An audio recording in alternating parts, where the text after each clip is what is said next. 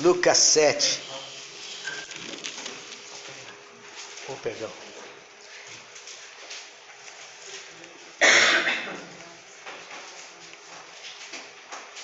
Isso. A fé de um soldado, né? Os brutos também amam, né? Você sabe, soldado, ele é preparado para destruir. Soldado não é treinado para policiar. Soldado é treinado para enfrentar o inimigo e destruir o inimigo. Então, a visão dele é sempre assim: quem é inimigo e quem não é inimigo. É difícil gerir a vida desse jeito. Você já imaginou? Você pensando assim: quem é o inimigo que eu devo destruir e quem não é o inimigo? Fica um negócio complicado, né? A tentação de destruir alguém que tem assim mais ou menos a aparência de um inimigo é grande na mão do soldado que tem esse poder, essa carta branca do Estado. Vamos ler capítulo 7 de Lucas. Mas esse soldado aí é diferente. Esse é um soldado abençoado por Deus. Vamos ler, de 1 a 10, diz assim: Tendo Jesus concluído todas as suas palavras dirigidas ao povo, entrou em Cafarnaum. E o servo de um centurião, a quem este muito estimava, estava doente, quase à morte. Tendo ouvido falar a respeito de Jesus, enviou-lhe alguns anciãos dos judeus, pedindo-lhe que viesse curar o seu servo. Estes, chegando-se a Jesus, com instância lhe suplicaram, dizendo: ele é digno de que lhe faças isto, porque é amigo do nosso povo, e ele mesmo nos edificou a sinagoga. Então Jesus foi com eles. E já perto da casa, o centurião enviou-lhe amigos para lhe dizer: Senhor, não te incomodes, porque não sou digno de que entres em minha casa. Por isso eu mesmo não me julguei digno de ir ter contigo. Porém manda com uma palavra, e o meu rapaz será curado. Porque também eu sou homem sujeito à autoridade, e tenho soldados às minhas ordens, e digo a este: vai, e ele vai, e a outro: vem, e ele vem, e ao meu servo: faze isto, e ele o faz. Ouvidas estas palavras, admirou-se Jesus dele, e voltando-se para o povo que o acompanhava, disse: afirmo-vos que nem mesmo em Israel achei fé como esta. E voltando para casa, os que foram enviados encontraram curado o servo. Amém? Vamos orar mais uma vez? Pai Santo, enche-nos com o teu Santo Espírito agora, Senhor. E, ó Pai, abre a nossa mente, o nosso coração, pelo poder do teu Santo Espírito, para que possamos compreender a realidade espiritual que envolve esta vida mencionada aqui e as nossas vidas também, Senhor. Aplica a tua palavra aos nossos corações. Ensina-nos a andar em obediência e fé diante do Senhor. Abençoa-nos, Senhor, agora em nome de Jesus, perdoa os nossos pecados. Amém. Olha que coisa interessante, queridos. A fé desse soldado manda com uma palavra, e o meu rapaz será curado. Isso aí moveu o coração de Jesus. Moveu de forma maravilhosa, assim como movera aquele momento em que Jesus estava na casa de Pedro, descansando, e a casa se encheu de gente para ouvir Jesus. E de repente 4 pessoas abrem o teto da casa de Pedro. Eu fico imaginando Pedro lá olhando: meu Senhor Jesus, como é difícil seguir Jesus Cristo, né? Aí, olha, ele cura minha sogra e agora o povo está abrindo o telhado da minha casa. Né? Não é fácil seguir a Jesus. Né? E aí entraram e Jesus ficou admirado. Quando desceram um rapaz paralítico, Jesus ficou admirado e disse para o rapaz: rapaz, os teus pecados estão perdoados. Ele estava falando: se você pensa que você é um maldito de Deus, que falaram isso para você todos os sábados quando você ia na igreja, você não é maldito de Deus. Com amigos assim, gente que te ama desse jeito, você é um abençoado de Deus. E é da mesma forma, Jesus, quando ouve essa profissão de fé desse soldado, ele percebe a bênção de Deus para fora dos limites de Israel, do povo de Israel. O camarada era soldado romano, era um centurião romano, era um camarada ilustre, era uma pessoa especial, um centurião. Ele tinha sob a responsabilidade dele muitos soldados, uma guarnição inteira. E ele tinha, olha, segundo o historiador Políbio, ele deveria ser mais que um militar destemido, alguém que seja capaz de comandar uma tropa firme na ação e de confiança, não demasiado disposto a entrar em combate. Que coisa interessante, né? Não temerário, né? Pessoa não temerária, pessoa temerária vê uma oportunidade, às vezes nem tem oportunidade, mas ela ataca, né? Tem que ser prudente, não demasiado disposto a entrar em combate, mas quando for necessário, deve estar pronto a defender sua posição e a morrer em seu posto. Então ele era um camarada de uma nobreza espiritual muito grande, porque o cargo pedia isso dele. O cargo pedia essa consagração à sua responsabilidade. Mas a gente vê que esse centurião romano tem uma disposição diferente. Queridos, no Império Romano tinha mais escravo do que gente. Tinha mais de 3 milhões de escravos naquela época em que Jesus... Aquele filme Espartacus, vocês já ouviram falar? Já passou, tem uma série até, né, galera? Vocês assistiram, pelo menos você está cutucando sua mãe aí, você já assistiu, né? Espartacus eram milhares de gregos, e assim era.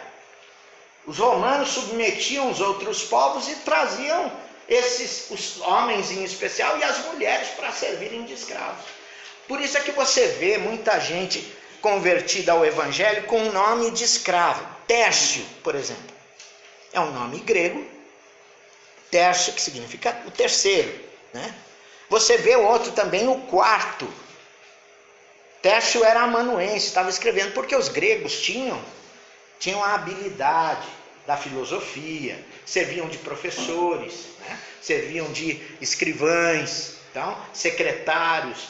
Eles eram os responsáveis muitas vezes pelas contas da casa, pela administração da casa. Então tinha muito.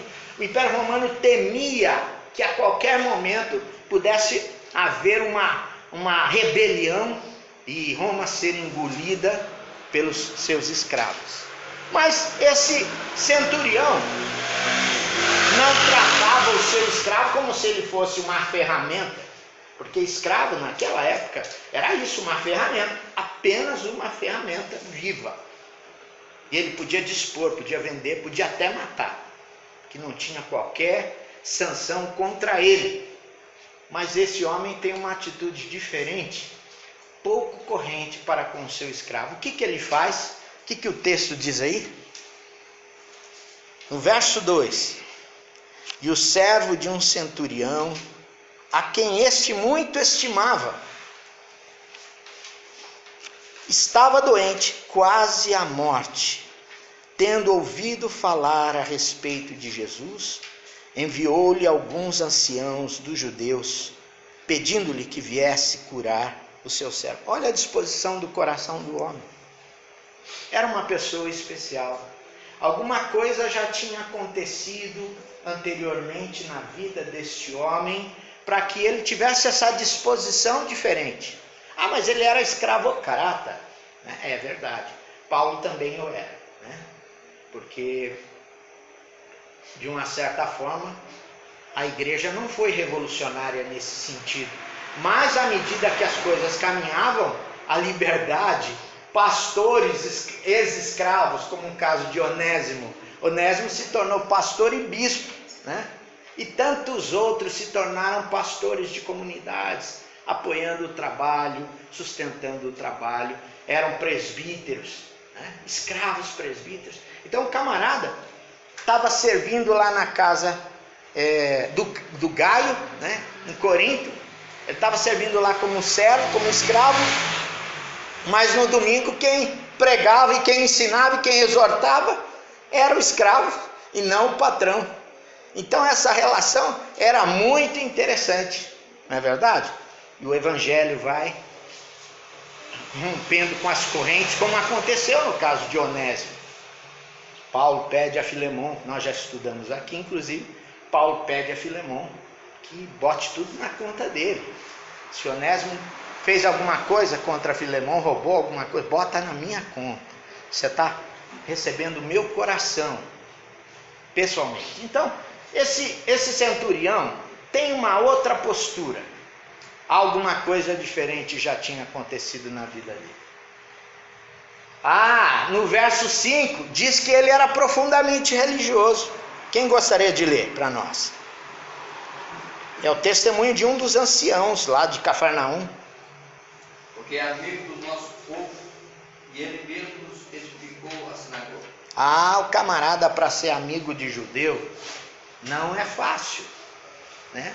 Judeu é um povo sisudo, é um povo difícil, é um povo que não se mistura, é um povo que sequer entra dentro da casa de alguém, sequer cumprimenta, dá a mão. Então o judeu não recebe. Então, para alguém ser amigo de um judeu, alguma coisa muito especial tinha acontecido na vida dele. Olha só que coisa interessante. O testemunho do ancião diz que ele mesmo nos edificou a sinagoga. Esse centurião estava no caminho de ser um prosélito judeu, gente. Ele tinha aberto o coração dele para a comunidade, para o Deus vivo. Com certeza, com certeza. Senão ele não teria feito estas obras, esses gastos, mandar construir uma igreja. Ou nós estamos precisando de um centurião aqui assim, né? A gente precisa orar mais, né? Nós aqui em Santa Rita, nós estamos precisando orar mais. Apareceu um centurião desse aí, né? Um magistrado desses, né? Que trabalha no judiciário, né? Ganha uma fortuna, né? Que tem até auxílio. Você tem auxílio de residência? Não, desculpa, Paulo.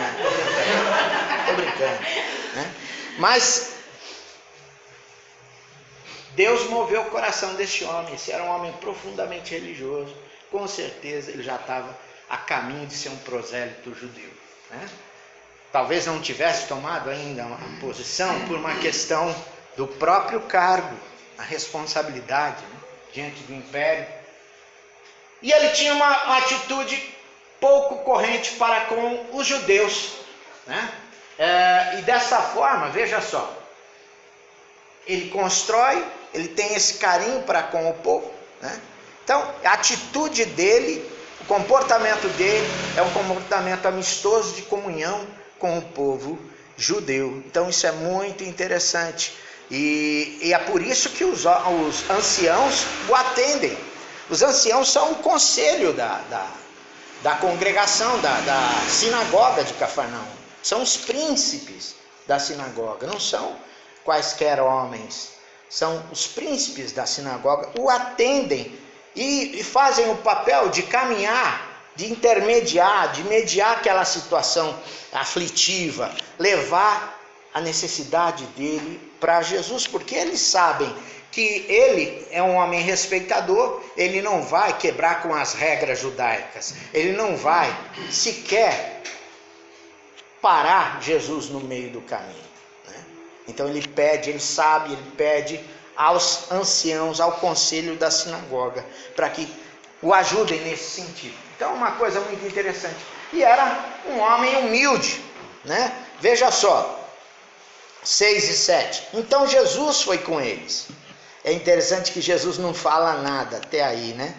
Até o fim dessa conversa toda, Jesus não fala nada, mas ele vai com eles. E já perto da casa, o centurião enviou-lhe amigos para lhe dizer: Senhor, não te incomodes, porque não sou digno de que entres em minha casa. Por isso eu mesmo não me julguei digno de ir ter contigo. Porém, manda com uma palavra e o meu rapaz será curado. Olha só. O gentio normalmente não tem essa consciência da lei judaica, que o judeu não pode receber alguém que não seja judeu dentro da sua casa. Não pode ter comunhão. Não pode sentar à mesa. Não pode convidar para um jantar. Que coisa triste, né? Que coisa difícil. Mas esse homem entende esta lei com humildade e por isso ele se desculpa com Jesus. Olha, eu não sou digno sequer de estar na frente do Senhor, por isso que eu pedi a mediação dos anciãos da comunidade, né? Então é um homem humilde. Deus estava trabalhando no coração deste homem já há muito tempo e ele ouvira falar de Jesus, que Deus estava agindo através de Jesus. O braço de Deus estava na pessoa de Jesus de Nazaré. E Deus tocara o coração deste homem no momento da angústia, no momento da aflição, na iminente perda do seu escravo estimado, do seu amigo, mais do que escravo. Por isso eu mesmo não me julguei digno de ir ter contigo. Porém, manda com uma palavra e o meu rapaz será curado. Mostra que ele é um homem de fé. Um homem de fé. Isso não sou eu que estou dizendo, é o próprio Jesus que diz. No verso 9. Quem gostaria de ler para nós? Ao ouvir isso, Jesus admirou-se dele e, voltando-se para a multidão que o seguia, disse: Eu lhes digo que nem em Israel encontrei tamanha fé. Pois é, nem em Israel. Os filhos de Abraão na carne, e a gente sabe que filhos de Abraão verdadeiros são os que são pela fé. Então esse homem é filho de Abraão, porque Deus inseminara a fé neste coração. Deus engravidara este homem pelo Espírito Santo com fé, e ele está frutificando no Espírito Santo, porque um dos frutos do Espírito Santo qual é? É fé. É amor, nós já vimos isso aqui. É bondade, é humildade, é longanimidade, domínio próprio. Então olha que coisa linda, o homem está frutificando. E Jesus vê isso para fora das fronteiras de Israel. Essa bênção acontecendo. Já um prenúncio da proclamação do Evangelho aos gentios, né? Que iria acontecer. Esse instante é de preparação da nação, da família de Abraão, né? Daqueles que são os herdeiros das promessas, e ele veio para os seus, mas os seus não receberam. Não é verdade? Por isso é que depois a mensagem é estendida a todo mundo. Então esse homem é um homem de fé. Enfim, queridos, o que a gente aprende com tudo isso? A vida desse homem. Vamos ler juntos? Quando Deus dá graça a alguém, essa graça transborda para os que estão ao lado. Você já tinha pensado nisso? Quando Deus dá graça a alguém, essa graça transborda para os lados. É aquilo que Jesus falou para a mulher samaritana. Uma fonte de água viva brotará e jorrará para a vida eterna. Mas quando jorra, não fica só com você não. Jorra sobre outras pessoas, sobre outros que estão sedentos, necessitados. Então a graça de Deus é a raiz, é o substrato, é a terra preparada, é o coração abençoado e recebe a semente e frutifica e brota. Brota de forma maravilhosa. É a graça do Senhor. Só que, assim como aquela semente jogada com choro lá do Salmo 126, aquele que sai andando e chorando, levando a preciosa semente, ele voltará com júbilo e com os feixes da alegria. Assim também é aquele abençoado com a graça do Senhor. Ele vai chorando, gemendo muitas vezes, em luta, mas ele está semeando essa semente, ele está jogando a semente, que é a fé, num solo árido, num lugar seco, mas na certeza de que Deus vai dar chuva no tempo certo e fazer frutificar aquela semente jogada na beira dos riachos secos, né? Então, e todo mundo que passar por ali será abençoado. Percebe que a coisa não é só para abençoar você que está semeando, o indivíduo que está chorando, é para abençoar você e abençoar quem passar por aquele lugar. Então a graça de Deus não é uma coisa para garantir só a tua salvação.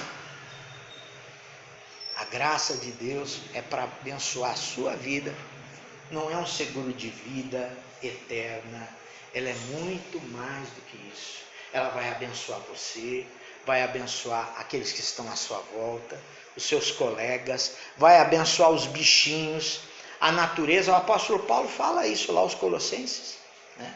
Todas as coisas, até a criação, e em Romanos ele fala também, vai convergir, aspira. Em Romanos ele fala que toda a criação suspira pela manifestação dos filhos de Deus. Então, quando o indivíduo é abençoado com a graça de Deus, essa graça transborda para os que estão ao lado.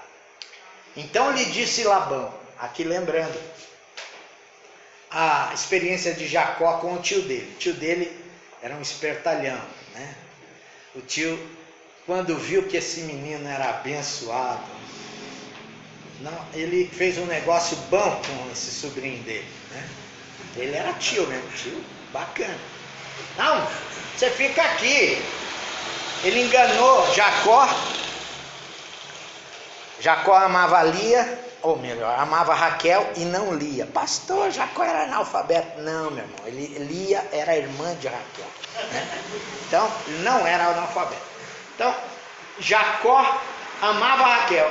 No dia do casamento, o pai não trocou as meninas, o Labão não trocou a moça, porque ele tinha combinado que Jacó iria trabalhar 7 anos.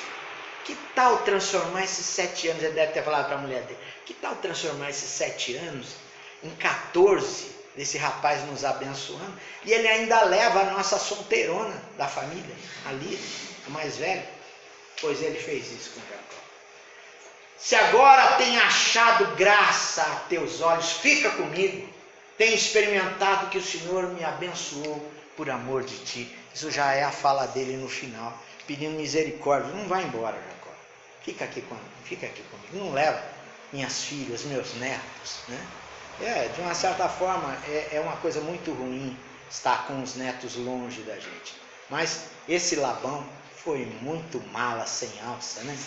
Com Jacó. Mas Jacó também não era um santinho, né? Então, mas Deus o abençoava grandemente, né? Deus o abençoava de forma maravilhosa. Deus estava trabalhando tanto na vida de Jacó quanto na de Labão. Estava trabalhando assim como está trabalhando nas nossas vidas. Não está relatando os erros desses homens para a gente poder, eles pecaram, a gente pode pecar. Não, é que a Bíblia é muito clara nesse sentido, mostrando a condição humana de pecado e como Deus vai trabalhando na vida desses homens, porque Deus quer nos levar a sermos parecidos com Jesus. Se você está muito seguro da sua posição hoje, pensa nisso, questione-se, né? Que o Senhor está trabalhando nas nossas vidas. E o certo é a gente abrir a Bíblia e olhar como um espelho para a gente se pentear, né? Oxe, eu preciso cortar o cabelo, preciso fazer a barba. É assim. Se você olhar a Bíblia e ela não te fala nada para mudar, tem alguma coisa errada não com a Bíblia, tá? Errado com você. Tem que olhar e tem que aprender algo do Espírito para se consertar. Desde que o pôs como mordomo sobre a sua casa e sobre todos os seus bens, o Senhor abençoou a casa do egípcio por amor de José, e a bênção do Senhor estava sobre tudo o que tinha, tanto na casa como no campo. Quer dizer, é o relato de Moisés, do autor do Gênesis, sobre a vida de José na casa do egípcio, de Potifar. Deus estava abençoando em tudo. Quando a graça toca a vida de alguém, ela transborda e abençoa aqueles que estão ao lado. Amém, irmãos? Amém. Amém? Então, que Deus nos abençoe nesta noite. Que Deus coloque no nosso coração o desejo de sermos assim, abençoados, se a gente ainda não entregou a nossa vida a Jesus, e de sermos abençoadores, nos consagrarmos a sermos instrumentos da bênção do Senhor na vida daqueles que estão à nossa volta. É nossa responsabilidade. Amém? Amém.